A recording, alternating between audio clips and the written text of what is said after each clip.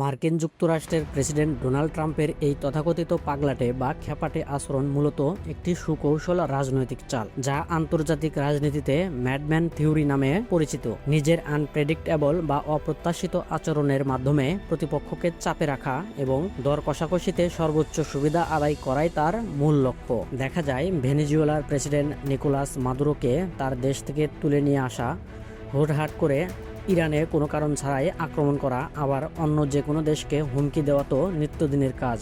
খবরের কাগজ কিংবা নিউজ পেপার খুললেই দেখা যায় ট্রাম্পের এই পাগলাটে আচরণ। তার এই ধরনের আচরণের পেছনে প্রধান কারণগুলোর মধ্যে রয়েছে ম্যাডম্যান থিওরি। এটি এমন একটি কৌশল যেখানে কোনো দেশের শীর্ষ নেতা নিজেকে এমনভাবে উপস্থাপন করেন যে তিনি যে কোনো চরম বা অযৌক্তিক সিদ্ধান্ত নিতে পারেন।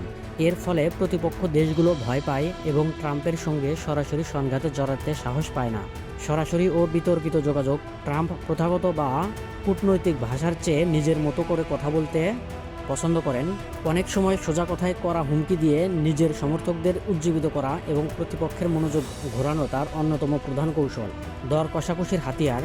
একজন সফল ব্যবসায়ী হিসেবে তিনি দর কষাকষিতে বিশ্বাসী। যে কোনো আন্তর্জাতিক চুক্তি বা বাণিজ্য নীতিতে প্রথমে চরম বা অবাস্তব দাবি তুলে তিনি অন্য পক্ষকে আতঙ্কিত করে দেন এবং পরবর্তীতে নিজের শর্তে চুক্তি সম্পন্ন করেন। রাজনৈতিক ব্র্যান্ডিং। তার এই অনিয়মিত ও নাটকীয় আচরণগুলো তার রাজনৈতিক পরিচয়ের সঙ্গে ওতপ্রোতভাবে জড়িত। সমর্থকরা এটিকে তার সততা ও সিস্টেমের বাইরের লোক হিসেবে দেখেন, যা তাকে সাধারণ ভোটারদের কাছে আরও জনপ্রিয় করে তোলে।